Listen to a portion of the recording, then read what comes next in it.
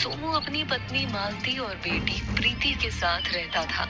उनके पास उनका एक बैल बादल भी था, जिसकी मदद से वो खेती करते थे। लो और खाओ, जी भर कर खाओ। आखिर तुम ही हो जिसकी वजह आज हम लोग 2 वक्त का खाना खा पाते हैं। खाओ मेरे बच्चे। सोमू बादल को अपने बच्चे की तरह प्यार दुलार किया करता था। दोपहर में सोनू अपनी बीवी से, अरे ओ भाग्यवान, सुनती हो? जी हाँ आई। क्या हुआ? मैं बादल को नहलाने तालाब पर लेकर जा रहा हूँ और आते वक्त खेत से होता कि फसल कैसी हो रखी है। ठीक है? ठीक है, ठीक है। आपको तो बस अपने बादल के साथ समय बिताने का बहाना चाहिए। उसके बाद सोमू बादल को लेकर तालाब पर जाता है और उसे बड़ी अच्छी तरह से नहलाता है। मेरा सुखी परिवार जिसका है आधार, तू मेरे बादल यार, हाँ तू मेरे बादल यार। बादल बूढ़ा होने के बावजूद सोमू के साथ मस्ती में झूमता रहता है। उसके बाद सोमू बादल को लेकर खेतों में से होता हुआ घर आ रहा था। तभी रास्ते में उसे गांव का एक आदमी मिलता है। अरे सोमू भाई, क्या बात है भाई? बुढ़ापे में भी बादल की चमक तो बढ़ती जा रही है। इस बार की प्रतियोगिता की तैयारी हो रही है क्या? अरे कैसी बात है भाई, वो वक्त गया जब बादल के सामने कोई बैल टिकता नहीं था, लेकिन अब मेरा बादल बूढ़ा हो चुका है। मैं उसे प्रतियोगिता में नहीं भाई, ऐसा नहीं है सोमू भाई। बादल में अभी भी कोई कमी नहीं है। हाँ, बाकी देख लो, तुम्हारा अपना विचार है। सुझाव के लिए धन्यवाद भाई। माफ करना, देरी हो रही है, मैं चलता हूँ। अगली सुबह सोमू शहर जा रहा था। तभी उसकी पत्नी ने उसे रोका। सुनिए जी, मैं कह रही थी कि आप जाते जाते बादल को भी ले जाइए। मैं इतनी गर्मी में बादल को ले जाकर क्या करूँगा? बेचारा परेशान होगा। देखिए, अब बादल बूढ़ा हो गया है और ये हमारे किसी काम का नहीं। अब ये खेतों में काम नहीं कर सकता है। तुम पागल हो गई हो क्या? कैसी कैसी बातें कर रही हो? मैं सही कह रही हूँ। हम अपने खर्चे की पूर्ति ही जैसे तैसे कर, अब बादल का खर्चा बिना कमाए कैसे उठाएंगे? तुम जानती भी हो कि बादल ने कितनी खराब परिस्थिति में हमारा काम किया है। आप मेरी बात मानिए और इस बूढ़े बैल को बाजार में कसाई के यहाँ बेच आइए, क्योंकि अब हम इस बैल को नहीं पाल पाएंगे। हमने बैल को कभी नहीं पाला, बल्कि बैल ने सदा से हमारा परिवार पाला है। मुझे बैल से कोई परेशानी नहीं है, लेकिन मैं भी हमारी हालत को ध्यान में रख रही हूँ। मैं आज नए बैलों की जोड़ी ले जाऊंगा, लेकिन बादल इस घर से कहीं नहीं जाएगा। मैं भी बादल से प्यार करती हूँ, लेकिन मजबूरी के हालात देखकर मैं बहक गई थी। कोई बात नहीं, मैं अब शहर जा रहा हूँ। सोमू शहर में गया और उसने देखा कि वहाँ कुछ किसान पशुओं को बेच और खरीद रहे हैं। अरे ये भी सही है, सभी लोग मुझे जल्दी मिल गए हैं।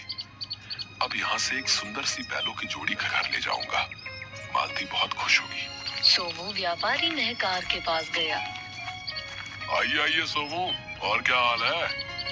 जी भैया, आपकी कृपा है। मैं एक बैलों की जोड़ी लेने आया हूँ। बैलों की जोड़ी तो मैं तुम्हें दे दूंगा, चाहे एक की जगह 2 ले जाओ, लेकिन बदले में मुझे बादल चाहिए भैया। बादल? वो अब किसी काम का नहीं है, वो तुम्हारे खेतों में काम नहीं कर पाएगा। भैया, जिम्मेदारी मेरी है, तुम सिर्फ बादल दे दो। मैं बादल को बेचना नहीं चाहता, और वैसे भी उसे अब कोई नहीं खरीदेगा। मैंने पहले भी कई बार समझाया है और आज भी प्यार से समझा रहा हूँ कि चुपचाप बादल को मुझे दे दो। भैया, बादल मेरे बेटे जैसा है, जीवन भर उसने मुझे कमाकर खिलाया है। अब मैं उसे किसी को नहीं बेच सकता हूँ। मैं तुमसे अपने खेत वापस ले लूंगा, फिर तुम क्या करोगे? मजदूरी के लिए यहाँ वहाँ भटकोगे, लेकिन पूरे गांव में सभी मेरी बात मानते हैं। मेरे मना करने के बाद कोई तुमको काम भी नहीं देगा। भैया, ऐसा अन्याय मत कीजिए, हम तुम्हारे हाथ जोड़ते हैं। फिर सोच लो कि तुम बादल को मुझे बेचोगे या नहीं। चाहे मेरे कितने भी बुरे दिन आ जाए, लेकिन मैं बादल को तुम्हें नहीं दे पाऊंगा। उसने मेरा बहुत साथ दिया है, अब उसके बुढ़ापे में मैं उसका साथ नहीं छोड़ सकता हूँ। ठीक है, फिर तुम याद रखना कि तुम्हें बादल को ना बेचने की भारी कीमत चुकानी पड़ेगी, समझे? मैं बादल के लिए कुछ भी कीमत चुकाने के लिए तैयार हूँ, लेकिन लेकिन तुम याद रखना कि तुम किसी गरीब के साथ ये अच्छा नहीं कर रहे हो। सोमू बिना बैल खरीदे ही वापस निकल गया। वहां उपस्थित एक अन्य व्यापारी ने महकार से पूछा, महकार भाई, सोमू का बैल बूढ़ा हो चुका है, तुम उसको खरीदने पर क्यों तुले हो? तुम नहीं जानते कि उस बैल में क्या है? मैं उस बैल को खरीद कर बैलों की दौड़ प्रतियोगिता में दौड़ाना चाहता हूँ। मैं कुछ समझा नहीं। वो बूढ़ा बैल कैसे दौड़ पाएगा? और अगर ऐसा होता तो फिर सोमू भी उसे दौड़ा सकता था। सोमू ने बहुत कोशिश की, लेकिन मैंने उसे हर बार प्रतियोगिता में हिस्सा लेने से रुकवा दिया है और अब उसको पर भरोसा नहीं है, जबकि मुझे उस पर पूरा भरोसा है। अब आगे क्या करोगे? 2 दिन बाद बैलों की दौड़ प्रतियोगिता है। बादल बहुत सुंदर है। आधे से ज्यादा लोग तो उसकी सुंदरता पर ही पैसे लगा देंगे। मैं एक दिन में बहुत सारे पैसे कमा लूंगा और फिर ये संख्या बढ़ती जाएगी, क्योंकि मैं आखिर तक पैसे कमाऊंगा। हाँ सही है। मेरे हाथ अब सोने का बैल लग गया है, सोना ही सोना होगा। दोनों खिलखिलाकर हंसते हैं। अगले दिन सोमू और मालती दोनों उदास बैठे थे। तुम बिना सोचे समझे फैसले ले लेते हो। मैंने पहले ही कहा था कि इसको बेच दो। ये हमारा भाग्य है कि कोई स्वयं चलकर इस बूढ़े बैल को खरीदने आ रहा है। अब तुम भी मेरी बात नहीं समझ रही हो। मैं सारी बात समझती हूँ। मेरे लिए भी बादल बहुत प्यारा है और उसके अलावा हमारा कोई नहीं है। लिकार बहुत खतरनाक व्यक्ति है, हम उसका सामना कभी नहीं कर पाएंगे। हाँ, मैं भी यही सोच रहा हूँ। महकार जो बोलता है वो करता है। अब वो बादल को हमारे साथ नहीं रहने देगा।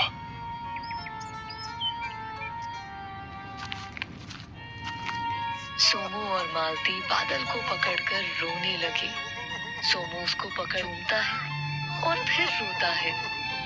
वो दुष्ट तुम्हें लेने आता होगा। मैं तुम्हें नहीं बचा पा रहा हूँ मेरे बच्चे।